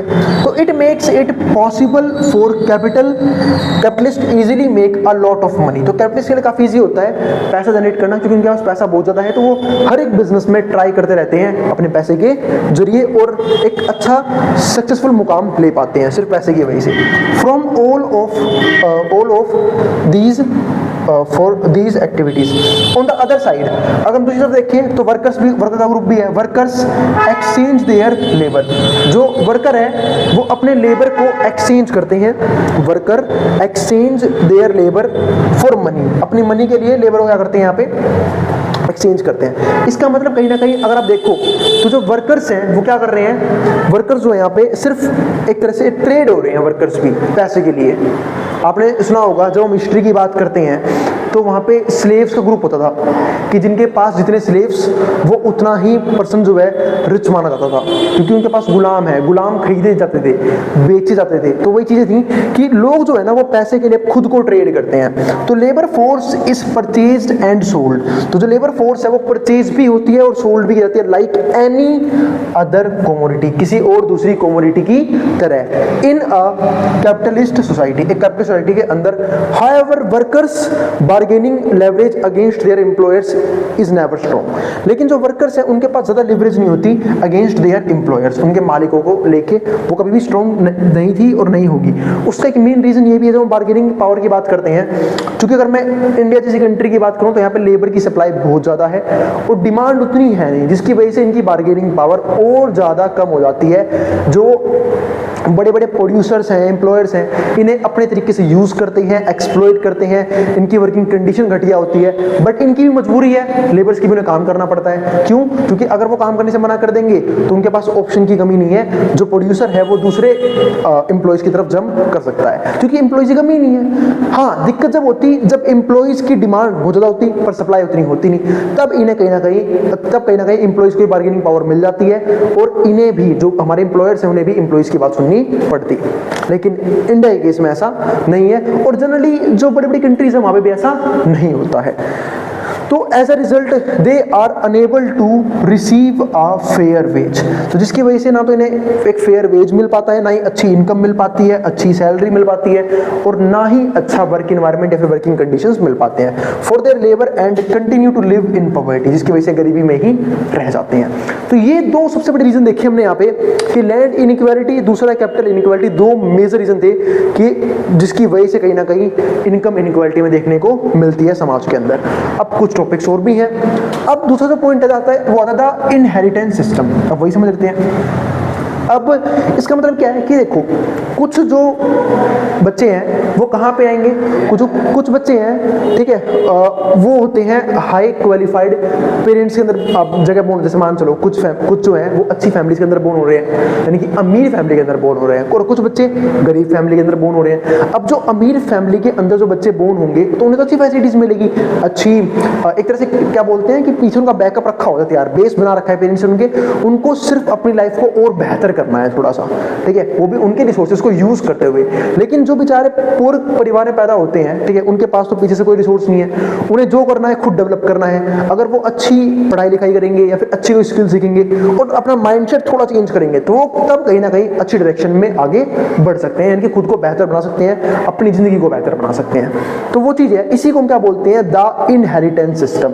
तो children born into families of agriculture workers, अगर मान लो कुछ बच्चे जो हैं वो एग्रीकल्चर वर्कर्स के वहां पैदा हो रहे हैं, सब्सिस्टेंस फार्मर्स के अंदर, इंडस्ट्रियल वर्कर्स के अंदर, and artisans have no future in an economy, इनका इकोनॉमी में किसी तरह का फ्यूचर नहीं है अगर इन्होंने ज्यादा मेहनत नहीं करी, ज्यादा अच्छी स्किल्स नहीं सीखी और उन्होंने अपना माइंडसेट चेंज नहीं किया कि हमें कुछ बेहतर करना है। तो like the one have in our country, जैसे कि हमारी कंट्री में भी है, since they are born into impoverished families and receive almost no inheritance, क्योंकि गलती सिर्फ इनकी इतनी है क्योंकि ये एक गरीब परिवार में पैदा हुए हैं तो इनको किसी भी तरह की इनहेरिटेंस नहीं मिलेगी। They had no choice but to look for job as adult, और जैसे अडल्ट होंगे इन्हें कहीं ना कहीं जॉब करनी पड़ेगी, चाहे वो कम सैलरी की हो, चाहे अगर उन्होंने अच्छी पढ़ाई कर रखी है तो ज्यादा सैलरी की भी हो सकती है, तो which has almost always low paying. लेकिन जनरली केसेस में ये लो पेइंग जॉब्स ही इन्हें करनी पड़ती हैं, क्योंकि जब हम इंडिया जैसी कंट्री की बात करते हैं तो अनएम्प्लॉयमेंट बहुत कम होने की वजह से भी प्रोफेशनल्स की हालत ऐसी है कि उन्हें कहीं ना कहीं लो सैलरीज पे काम करना पढ़ रहा है, जिन्होंने अच्छी खासी पढ़ाई कर रखी है, ठीक है। हाँ, बट मैं कहीं ना कहीं एक चीज और मानता हूँ कि कमी कहीं ना कहीं पढ़ाई में नहीं, कमी होती है स्किल्स में। अगर स्किल्स बेटर कर रखे हैं आपने तो मेरे हिसाब से आपकी डिमांड कभी कम नहीं होगी, अगर कुछ बेहतर स्किल्स आपने अपनी जिंदगी में सीखी हुई हैं तो पढ़ाई के साथ साथ। अब आगे पॉइंट देखते हैं, एक चिल्ड्रन, अच्छा क्या लिख दिया मैंने, चिल्ड्रन लिख दिया, चिल्ड्रन, तो चिल्ड्रन ऑफ लैंड ओनर्स, वही बात कर लो, जो चिल्ड्रन लैंड ओनर्स के होते हैं या फिर कैपिटलिस्ट के होते हैं, बिजनेस पीपल्स के होते हैं, बैंकर्स के होते हैं, कॉन्ट्रैक्टर्स के हैं, कॉन्ट्रैक्टर्स होते हैं ठेकेदार को, है ना, एंड प्रोस्पेरस प्रोफेशनल्स के होते हैं, टिपिकली इनहेरिट सब्सटेंशियल प्रॉपर्टी, तो इनके पास एक सब्सटेंशियल प्रॉपर्टी होती है। तो इन कॉन्ट्रास्ट, मतलब अब इनकी लाइफ देखो, भाई इनकी लाइफ देखो, जो यहाँ पैदा हो रहे हैं, ठीक है, लैंड ओनर के घर में, कैपिटलिस्ट के घर में, बिजनेस पीपल के घर में या फिर बैंकर्स के घर में, ठीक है, तो उनकी लाइफ जो है काफी बेहतर होती जाती है। क्यों? क्योंकि उनके पास एक बैकअप तैयार होता है कि कहीं ना कहीं सपोर्ट मिल रहा है, वो अच्छी जगह एजुकेशन ले सकते हैं, हम बात करेंगे भी उस पॉइंट के ऊपर, एजुकेशन ले सकते हैं, ट्रेनिंग ले सकते हैं, ठीक है, और कहीं ना कहीं कैपिटल की भी कमी नहीं है, कल कोई बिजनेस स्टार्ट करना है, चाहे छोटा बिजनेस ही क्यों ना हो, तो वो कहीं ना कहीं पेरेंट्स जो है वो स्टार्ट करवा सकते हैं। तो ये सब क्यों हो पा रहा है? क्योंकि वो एक अच्छी जगह उन्होंने क्या किया है, उनकी बोर्डिंग हुई है, मतलब क्या बोलते हैं उसे, अपब्रिंगिंग है ना उनकी, वो काफी बढ़िया है। This enables kids to get off a great start in life, जिनकी वजह से उन्हें कहीं ना कहीं एक अच्छा स्टार्ट मिल जाता है उनकी जिंदगी में, है ना। अब जो थर्ड पॉइंट बात करते हैं हम, उसकी हम बात करते हैं एजुकेशन डिस्क्रिमिनेशन की। अब इसकी बात भी कर लेते हैं, एजुकेशन डिस्क्रिमिनेशन की। तो जब हम बात करते हैं एजुकेशन डिस्क्रिमिनेशन की, तो इसमें भी दो सेक्टर आ जाते हैं फिर से, गरीबों के लिए एजुकेशन, अमीरों के लिए एजुकेशन, ठीक है। तो एजुकेशन जो है सबके लिए सेम नहीं है, हम लोग बोल देते हैं कि एजुकेशन सबके लिए सेम है। अब वही देखो, जिनके पास प्रॉपर अमाउंट ऑफ मनी नहीं है, ठीक है, अब एजुकेशन भी इतना महंगा हो गया है, खासकर हमारी इंडिया की गवर्नमेंट, इन्होंने एजुकेशन पे भी टैक्स लगाया है ना। अब एजुकेशन पे टैक्स लगाया तो सिंपल सी बात है, अब जिन बच्चों को एजुकेशन गेन करना है उन्हें भी वो टैक्स जो है कहीं ना कहीं पे करना पड़ेगा। बिना टैक्स पे करे वो एजुकेशन जो है ये नहीं ले सकते, किसी बढ़िया जगह एजुकेशन ले सकते, स्किल नहीं सीख सकते, ट्रेनिंग नहीं कर सकते। तो ये सब दिक्कतें क्यों हैं? सिर्फ एक चीज की कमी की वजह से, और वो कमी क्या है? पैसे की दिक्कत। तो एजुकेशन डिस्क्रिमिनेशन भी एक इंपॉर्टेंट यहाँ पे फैक्टर आ जाता है, ठीक है। तो इन कैपिटलिस्ट नेशंस, जब हम बात करते हैं कैपिटलिस्ट नेशंस की, not all kids have same equal access to education, तो हर एक किड्स के पास एक अच्छी एजुकेशन हो वो जरूरी नहीं है। Most low income household, ऐसे बहुत से लो इनकम हाउस होल्ड्स हैं, are unable to support their children's education, जो अपने बच्चों को पढ़ा लिखा ही नहीं पाते। जबकि गवर्नमेंट ने एजुकेशन फ्री कर रखा है, गवर्नमेंट स्कूल्स बनाए हुए हैं, लेकिन हमें भी पता है गवर्नमेंट स्कूल्स की हालत कैसी है, ठीक है, वो मुझे बताने की जरूरत नहीं है।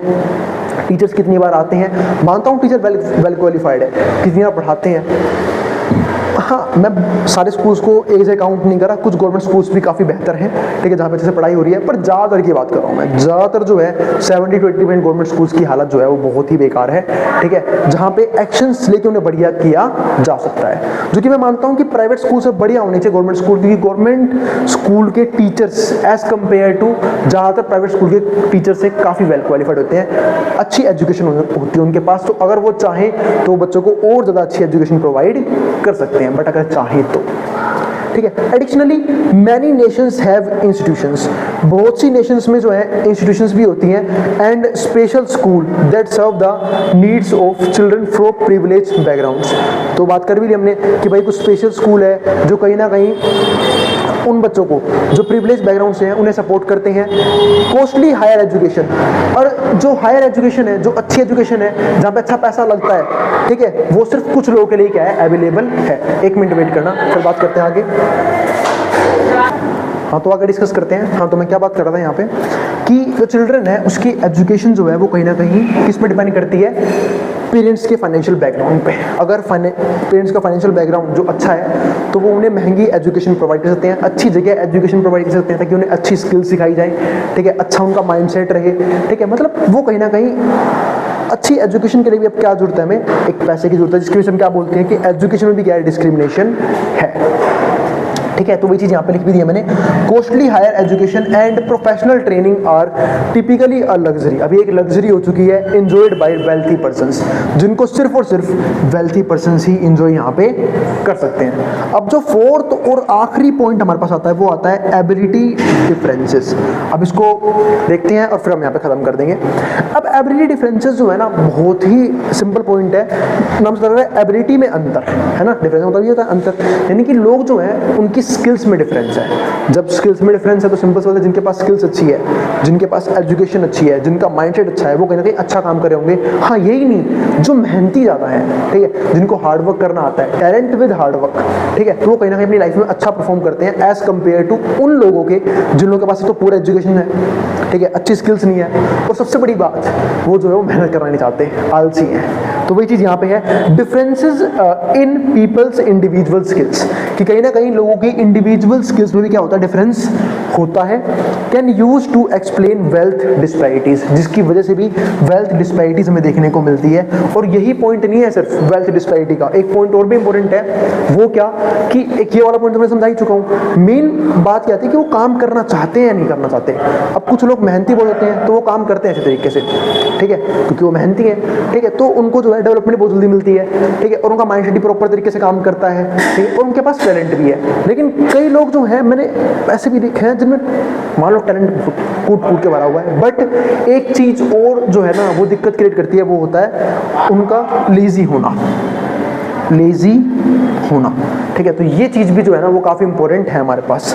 अगर कोई पर्सन लेजी है, ठीक है, तो उसको सक्सेस लेने में बहुत सी दिक्कतें आएंगी। हो सकता है वो सड़क इनकम भी जनरेट ना कर पाए सिर्फ इस चीज़ की वजह से। तो एबिलिटी डिफरेंसेस भी एक कारण होता है, ये भी एक रीज़न है कि कुछ लोग जो हैं वो हो सकता है कि पहले पुअर थे लेकिन बाद में रिच हो गए सिर्फ किस चीज़ की वजह से, अपने मेहनत करने की वजह से, ठीक है। तो ये था हमारा आज का टॉपिक, जहां हमने ये डिस्कस करी कि इनकम इनइक्वालिटी के कॉजेस कौन कौन से हैं। उम्मीद है आपको समझ में आ गया है इनकम रीडिस्ट्रीब्यूशन जो है वो किस तरीके से होता है हमारे पास, ठीक है, वो कैसे किया जा सकता है। अब तक हमने देखा क्या था, अब तो हमने टॉपिक कवर कर चुके हैं, कवर कर चुके हैं इनकम क्या होता है, इनकम के बेस पे इनइक्वालिटी डिस्कस कर चुके हैं हम। फिर हमने ये देखा कि कॉजेस ऑफ इनइक्वालिटी कौन से होते हैं, और हम समझेंगे कि हम जो इतनी इनइक्वालिटी है इसे कंट्रोल किस तरीके से किया जा सकता है।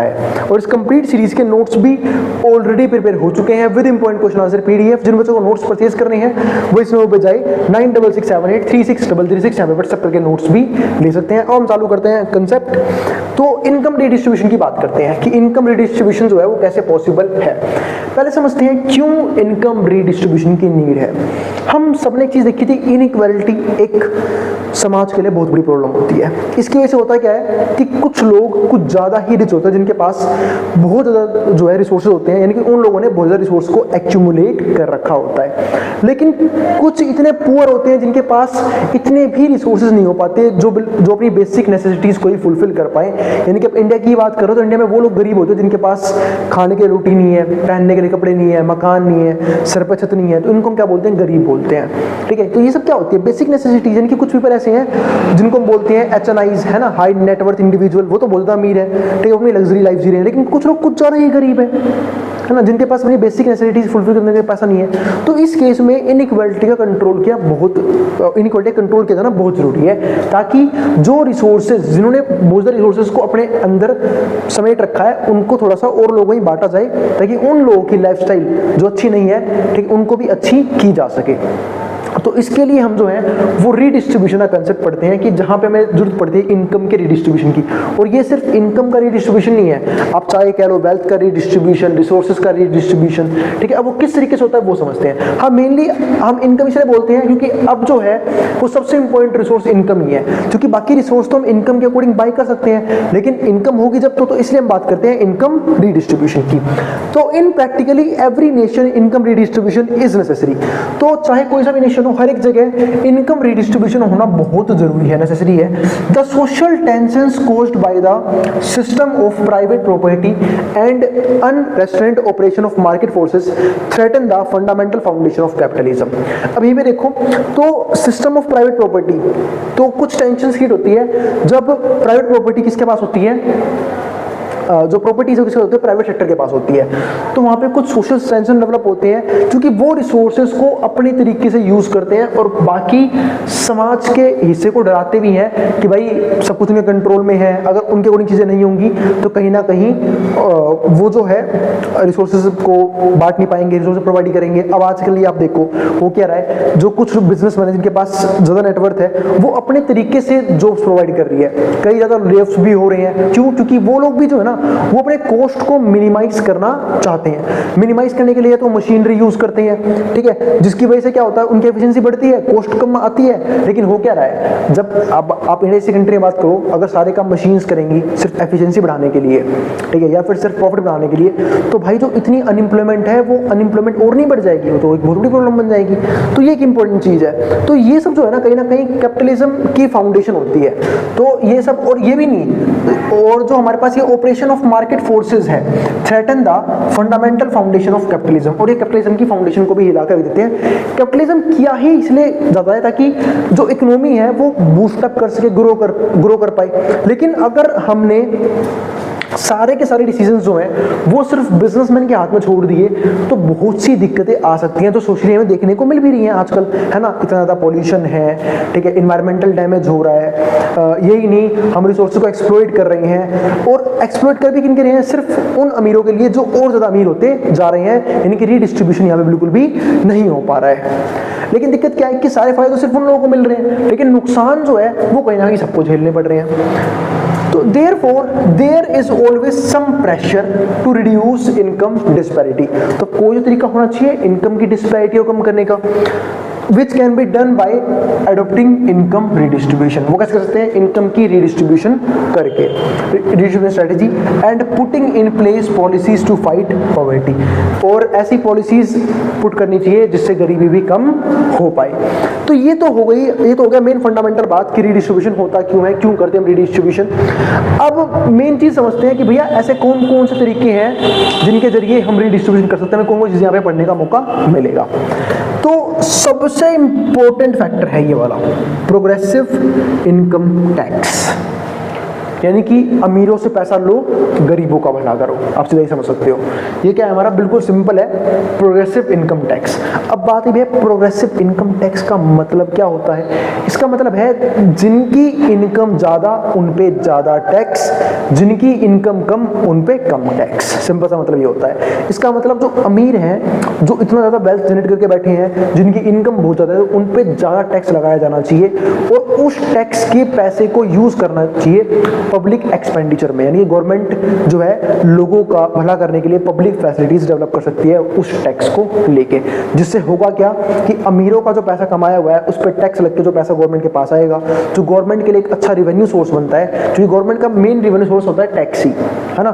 तो टैक्स से ही गवर्नमेंट जो है मेजर रेवेन्यू जनरेट करती है, और वो गवर्नमेंट किसके ऊपर खर्च कर सकती है, पब्लिक के ऊपर खर्च कर सकती है, जिससे पब्लिक में कहीं ना कहीं पैसा बटेगा और पब्लिक को अच्छी फैसिलिटीज मिलेंगी, पब्लिक एक कंट्री खुश रहेगी, इलेक्शन में वो सरकार बनेगी।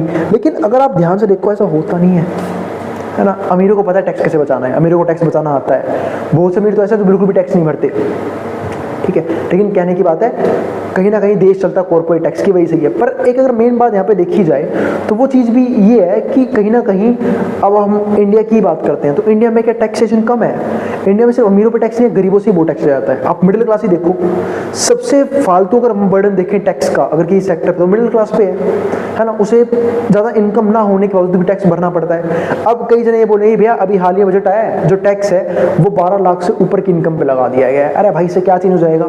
मेन टैक्स जो है ना वो डायरेक्ट टैक्स के तौर पे नहीं जाता, क्योंकि इनकम टैक्स डायरेक्ट टैक्स है, जिसकी इनकम है वही तो भर रहा है डायरेक्ट टैक्स। लेकिन इनडायरेक्ट टैक्स बच्चे से लेके बूढ़े सब भर रहे हैं, हर चीज पे लग रहा है। अब जैसे मान लो जो पर्सन इनकम जनरेट नहीं कर रहा, क्या वो टैक्स नहीं भरता, वो ही भरता है, पर वो भरता है इनडायरेक्ट टैक्स। अब वो जो भी चीज खाएगा, जो भी चीज पिएगा, चाहे फूड हो, चाहे कपड़े हो, चाहे कोई भी चीज हो, कोई भी फैसिलिटीज वो एंजॉय कर रहा है, उन सब पे टैक्स लग रहा है। और वो किस तरह का टैक्स है, इनडायरेक्ट टैक्स। तो मेनली पैसा किससे निकाला जा रहा है, गवर्नमेंट का, जीएसटी के जरिए। अब तो वैसे हमने सारे इनडायरेक्ट टैक्स को जीएसटी नाम दे दिया है, गुड्स एंड सर्विस टैक्स।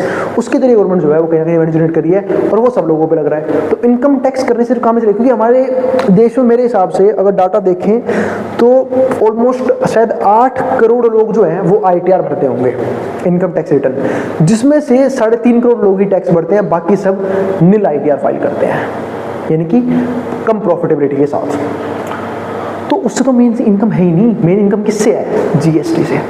और वहाँ का रेवेन्यू भी ऐसा है जो पब्लिक फैसिलिटीज़ पर खर्च नहीं किया जा रहा। मतलब इतना पैसा जनरेट होने के बावजूद भी पब्लिक फैसिलिटीज़ में इतनी लैक देखने को मिल रही है कि जो बेसिक पब्लिक फैसिलिटीज़ हैं वो भी कई लोगों को प्रोवाइड नहीं की जा रही। लेकिन हम ऐसा कर सकते हैं कि अगर हम प्रोग्रेसिव टैक्स को यूज़ करें, प्रोग्रेसिव इनकम टैक्स को यूज़ करें, तो उसके जरिए जो है ना हम कहीं ना कहीं भला कर सकते हैं समाज के उस तबके का जिसको हमेशा एक्सप्लॉइट किया गया है, या फिर उस तबके का जिसको बिल्कुल पब्लिक फैसिलिटीज़ बिल्कुल भी प्रोवाइड नहीं की जा रही है। तो गवर्नमेंट कैसे कर सकती है कि जो जिनके पास इनकम ज़्यादा है, जिनके पास पैसा ज़्यादा है, जिनका वेल्थ ज़्यादा है, उन पर टैक्स को बढ़ा दे, उनसे पैसा ले और उस पैसे को यूज़ करे नॉर्मल पब्लिक को फैसिलिटीज़ प्रोवाइड करने में। जैसा करती भी है पर और अच्छे से करना चाहिए। लेकिन एक इसका उल्टा भी होता है, अगर गवर्नमेंट मतलब एक तरह से गवर्नमेंट गैप कम करने की कोशिश कर रही है किनके बीच में, रिच के बीच में, पुअर्स के बीच में, कि ऐसा ना हो कि रिच पर्सन का रिच हो जाए, ठीक है, कि भाई मतलब रिच पर्सन जो बोलते हैं ना हमेशा कि रिच पर्सन जो है वो और भी ज़्यादा रिच होते जा रहे हैं और जो गरीब लोग हैं वो और ज़्यादा गरीब होते जा रहे हैं। क्यों? क्योंकि उनका गैप लगातार बढ़ रहा है और उनके गैप कम करने का तरीका, सबसे इम्पोर्टेंट तरीका यही होता है कि उनसे टैक्स के तौर पर ज़्यादा पैसा लो और उसे यूज़ करो, ठीक है, बाकी नॉर्मल पीपल्स को सर्विसेज या फिर गुड्स प्रोवाइड करने में एज अ पब्लिक फैसिलिटीज। ठीक है, ऐसा करके गवर्नमेंट जो है इन चीज़ों को कंट्रोल कर सकती है। लेकिन हम इसको उल्टे की बात कर रहा था, लेकिन अगर मान लो गवर्नमेंट इसका उल्टा करती है कि वो उनसे टैक्स ना लेके सिर्फ टैक्स लेती रहती है लोअर क्लासेस से या फिर मिडिल क्लासेस से, तो होगा क्या, कहीं ना कहीं वो गैप और ज़्यादा बढ़ता रहेगा दिन प्रतिदिन, तो समाज के लिए वो और ज़्यादा नुकसान वाली बात हो जाएगी। तो वही सब यहाँ पे समझते हैं, generally acknowledged that a nation's tax system should be based on a person's capacity to pay taxes. तो जनरली हम देखने को मिलता है कि पर्सन की ना कैपेसिटी के अकॉर्डिंग उससे टैक्स लिया जाता है, कि पर्सन की इनकम कैसी है वो इसके हिसाब से टैक्स देगा।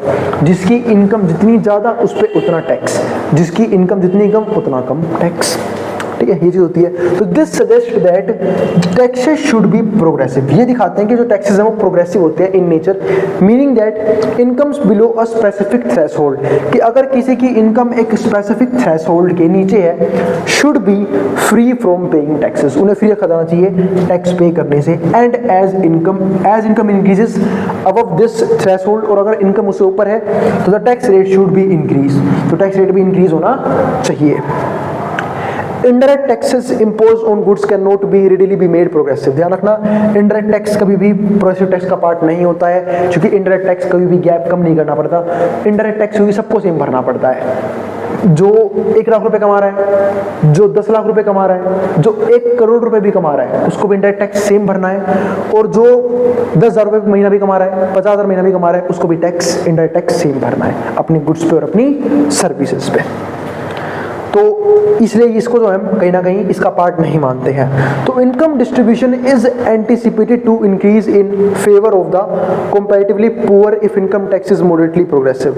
अब यहाँ पे अब देखो क्या लिखा है, इनकम डिस्ट्रीब्यूशन जो है वो एंटिसिपेटेड टू बी इंक्रीज, क्यों इंक्रीज हो रहा है, इन favour of the comparatively poor के केस में, कि मतलब पुअर केस में अच्छा हो रहा है if income tax is moderately progressive. अगर इनकम टैक्स प्रोग्रेसिव है तो उसका बेनिफिट किसको मिलेगा, पुअर्स को मिलेगा, यानी कि पुअर्स के लिए अच्छी बात है, क्योंकि एक तरफ तो उन्हें टैक्स देने से राहत है, टैक्स नहीं देना पड़ रहा, दूसरा जो अमीर लोग टैक्स भर रहे हैं वो उनके ऊपर खर्च किया जा रहा है, तो ये उनके लिए एक अच्छी बेनिफिट वाली बात होती है। However in reality a number of exemptions, ठीक है, and wide spread tax evasion, और जो वाइड स्प्रेड टैक्स इवेजन है इंपेयर प्रोग्रेसिविटी ऑफ इनकम टैक्स, दस decreasing its efficiency and a tool for income distribution.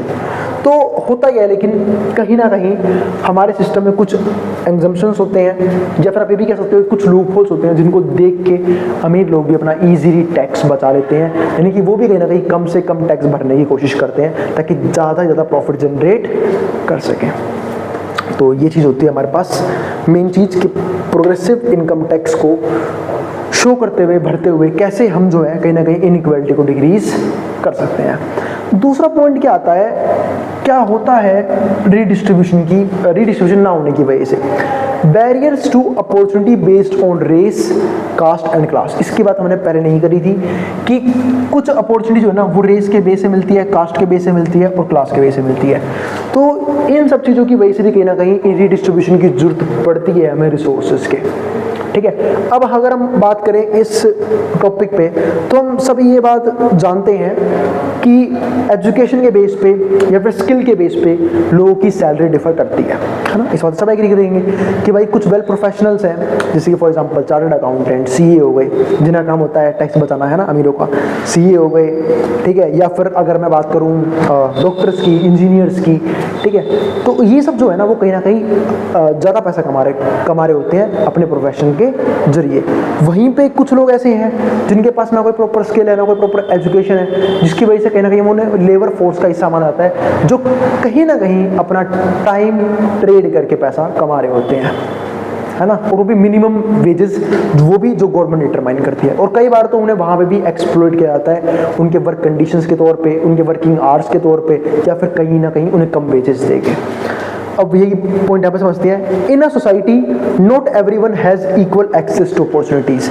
हम बोल तो देते हैं कि ये राइट है कि हमें जो है इक्वल अपॉर्चुनिटीज मिलनी चाहिए, लेकिन समाज के अंदर सभी को इक्वल अपॉर्चुनिटीज का एक्सेस नहीं होता। क्या सब बच्चे पढ़ पाते हैं?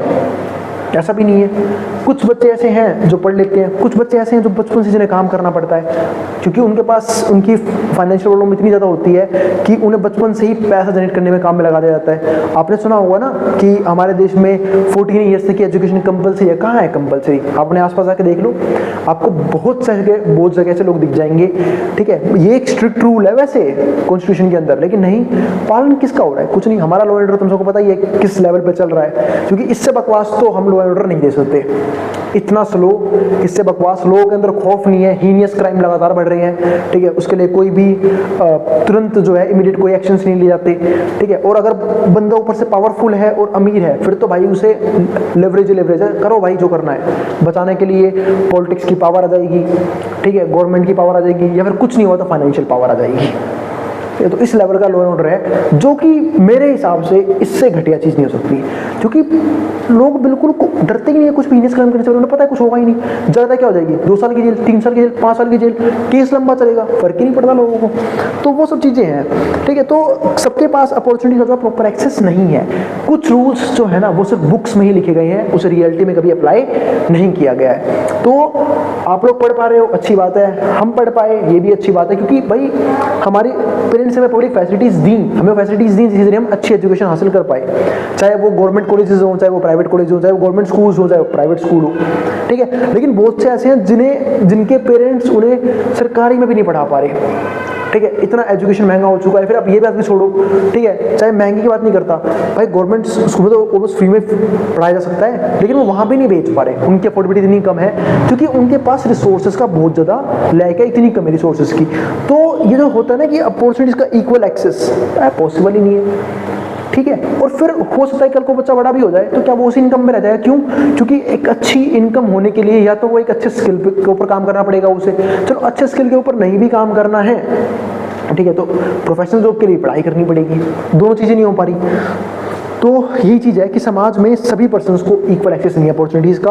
People from working class don't have much flexibility. जो भी पीपल वर्किंग क्लास के हैं उनके पास इतनी फ्लेक्सिबिलिटी नहीं है to pick their jobs in a capitalist society, कि वो कैपिटलिस्ट सोसाइटी में अपनी जॉब ले पाएँ, since they frequently lack the knowledge. तो कई बार क्या होता है, उनके पास नॉलेज की कमी होती है, एजुकेशन की कमी हुई, ठीक है, ट्रेनिंग की दिक्कत हुई, necessary to become well paid professional. तो ये सब जरूरत है, क्योंकि बिना नॉलेज से कौन जॉब देगा, बिना एजुकेशन के कौन जॉब देगा, बिना प्रॉपर ट्रेनिंग के कौन एज अ प्रोफेशनल जॉब दे सकता है? नहीं दे सकता।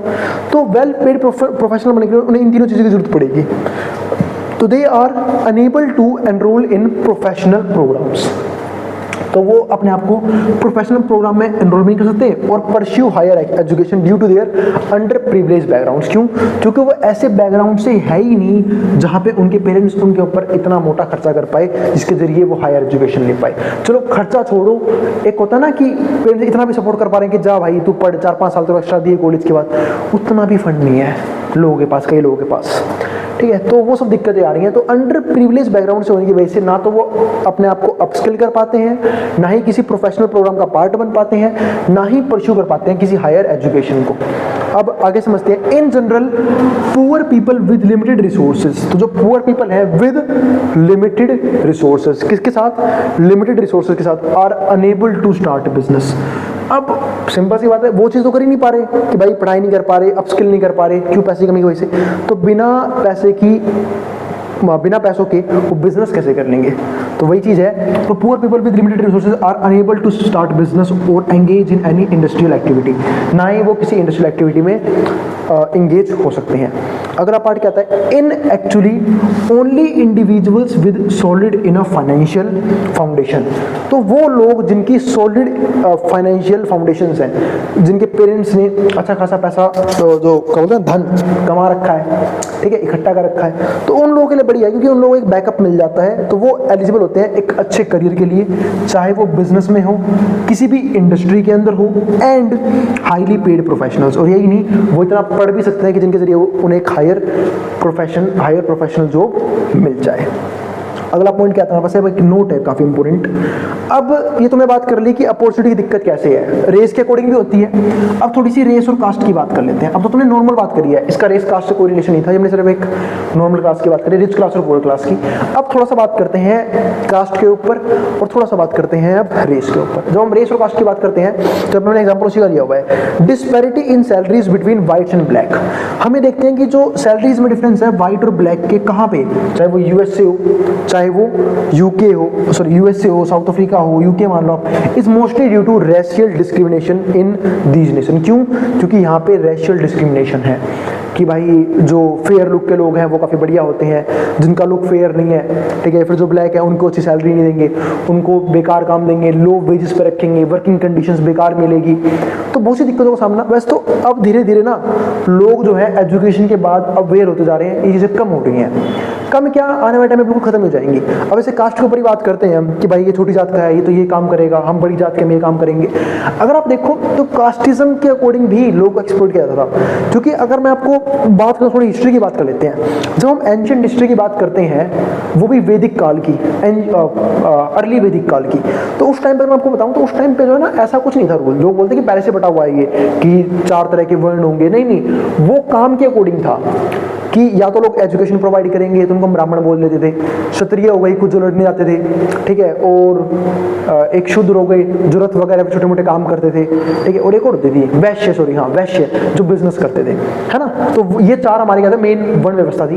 धीरे धीरे ना इसे जन्म जात को बना दिया कि जो उस परिवार में जन्म लेगा वो भी वही सेम काम करेगा, लेकिन ये था किसके अकॉर्डिंग, जब क्या काम कर रहे हो।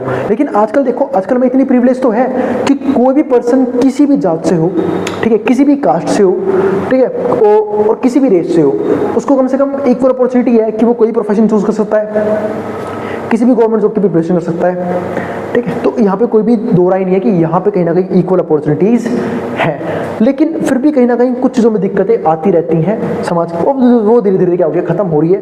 तो ये सब बात आ गई, ये सब भी कारण बनती है इनइक्वालिटी का, कि कहीं ना कहीं जिसकी वजह से क्या हुआ कि जिन लोगों का इतिहास में बैकग्राउंड मजबूत था, ठीक है, जिन्होंने जो अच्छी जाति के थे, जिनको बोलते हैं अपर कास्ट के लोग हैं, ठीक है, उन्हें अच्छा पैसा कमाया, जो लोअर कास्ट के उन्हें बार बार एक्सप्लॉइट किया गया, आज उसका भुगतान भुगतना पड़ रहा है हम सबको भी। चाहे मैं जनरल कैटेगरी से हूँ, क्या अगर मान लो मैं किसी कॉम्पिटिटिव एग्जाम की तैयारी कर रहा हूँ तो क्या मुझे आरक्षण का फर्क नहीं पड़ेगा? बिल्कुल पड़ेगा।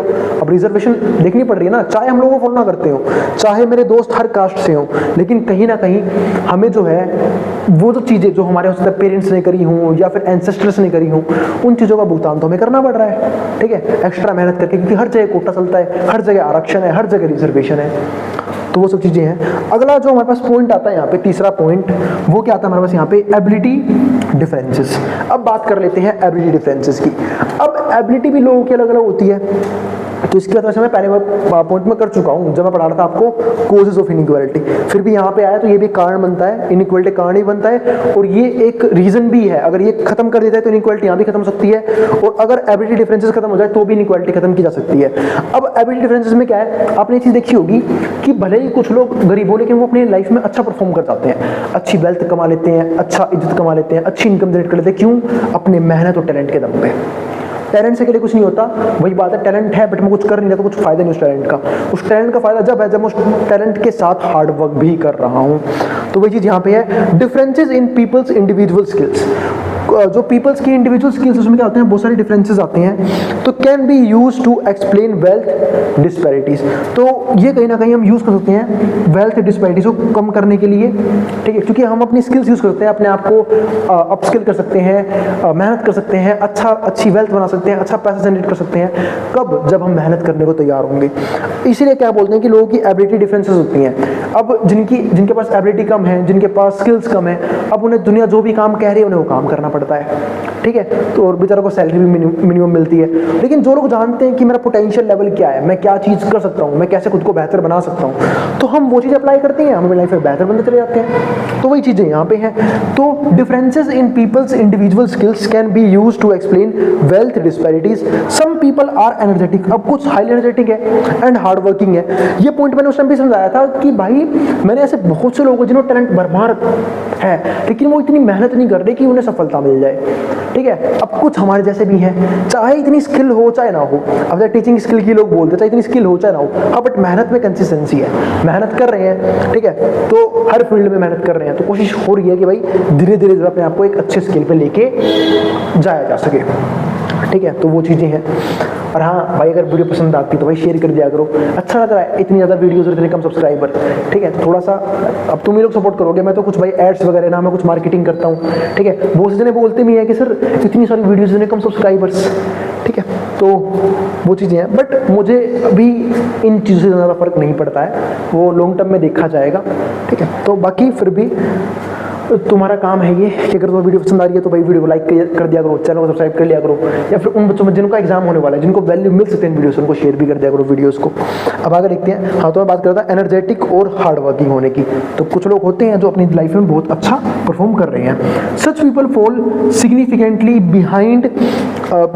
Behind others in social structure, और वो कहीं ना कहीं लोगों से बहुत, अब देखो जो एनर्जेटिक और अर्थ हार्ड वर्किंग है वो तो काफ़ी आगे निकल जाएंगे, और बाकी लोग क्या रह जाएंगे, पीछे रह जाएंगे सोशल स्ट्रक्चर के अंदर, where competition is fierce. The average salary of this people is higher than that of the unmotivated and sluggish folks. तो इनकी जो सैलरी है, इन लोगों की जो सैलरी है वो क्या होगी, बहुत ज़्यादा होगी उन लोगों से जो ये एक तो या तो अनमोटिवेटेड है, जिनको पता ही नहीं वो उनका अंदर का पोटेंशियल क्या है, वो क्या अचीव कर सकते हैं, या फिर वो स्लगिश है। स्लगिश का मतलब पता क्या होता है, आलसी, है ना। स्लगिश फोल्क है, बस पड़े रहने का पसंद है, पड़े रहने दो, इंस्टाग्राम की रील्स स्क्रॉल करने दो, यूट्यूब के शॉर्ट्स देखने दो, उन्हें फील ही नहीं होता कि बेरोजगारी है हमारी ज़िंदगी में। ऐसे बहुत से लोग हैं इस दुनिया में, और गवर्नमेंट भी ऐसे कर रही है, उन्हें फील ही नहीं हो रही कि आप बेरोजगार हो, उनको बिजी इतना रख दिया है, फ़ोन चलाने में बिजी। एक 15,000 का फ़ोन आता है, ठीक है, 200 का रिचार्ज हो गया, आराम से बैठ के अब रील्स स्क्रॉल कर रहे हैं। लाइफ में यही नहीं पता लाइफ किस डायरेक्शन में जा रही है, ना ही कुछ फिक्स करना है कि मुझे इस डायरेक्शन में कुछ बढ़िया करना है, ठीक है। तो वो सब चीज़ें जो है ना, किसको बोलते हैं, अनमोटिवेटेड पीपल को। फिर उनकी लाइफ जो है रैंडम ही निकल जाती है पूरी की पूरी। तो बस ये था हमारा आज का टॉपिक। उम्मीद है आपको टॉपिक समझ में आ गया है और कंसेप्ट में किसी प्रकार की दिक्कत नहीं बची है। फिर भी कोई भी क्वेरी हो, कोई भी डाउट हो, कमेंट बॉक्स में कमेंट कर देना, मैं इस क्वेरी को सॉल्व करने की पूरी कोशिश करूंगा आने वाली वीडियोस में, ठीक है। और किसी भी तरह की दिक्कत हो, सजेशन हो, उसके लिए आप कमेंट बॉक्स में कमेंट कर सकते हैं। और बाकी अगर वीडियो पसंद आई तो वीडियो को लाइक कर देना और चैनल को सब्सक्राइब भी कर देना। और नोट्स के लिए आप इस नंबर पर व्हाट्सएप करके नोट्स भी ले सकते हैं। और उम्मीद है आपको कुछ ना कुछ वैल्यूज मिल रही है। सबसे इंपॉर्टेंट बात जो मैंने चैप्टर में समझाई कि आप लोगों को भी अपने करियर पे ऐसे ही काम करना चाहिए ताकि आप लोग अपने आप को बेहतर बना सको। आपकी फैमिली को एक तरह से आपके अंदर एसेट नजर आना चाहिए कि अगर हमने इस पर्सन में पैसा लगाया है, इस पर टाइम लगाया है, तो ये हमें बदले में कुछ ना कुछ वापस पे ऑफ करेगा। क्योंकि सिंपल सी बात है भाई, माँ बाप सबके बूढ़े होते हैं, मेरे ही बूढ़े हो रहे हैं, सबके बूढ़े होते हैं, ठीक है, एक स्टेज आने के बाद। तो हमें काम जो है वो इस तरीके से करना चाहिए कि इन फ्यूचर जो भी उन्होंने हमारे लिए तकलीफें सही, जो भी उन्होंने सेक्रीफाइसेस किए, हम उनको है ना उनका फल दें, उनको बेनिफिट दें। वैसे तो मैं इतनी ज्ञान की बातें करता नहीं, बस बता रहा हूँ आप लोगों को, क्योंकि उन्होंने सेक्रीफाइसेस बहुत किए हैं। अगर आप एक चीज़ देखो तो अगर वो हमारे पर खर्चा नहीं करते तो वो बहुत से रिसोर्सेज जो हैं अपनी बहुत सी ज़िंदगी को और अच्छे से गुजार सकते थे। बट उन्होंने हमारे लिए सेक्रीफाइस किया, तो हमारा भी उस फर्ज बनता है कि मेहनत करें, उनकी लाइफ को धीरे धीरे बेटर करते चले जाएँ। तो बस मिलते हैं, आज की वीडियो के लिए इतना बहुत है। अब मिलेंगे अगली वीडियो में जहाँ हम बात करेंगे नेक्स्ट कंसेप्ट्स के बारे में। अब जिसको जो उतारना उतार सकता है, मैं हट रहा हूँ बोर्ड के सामने से, ठीक है, तो उतार लो भाई।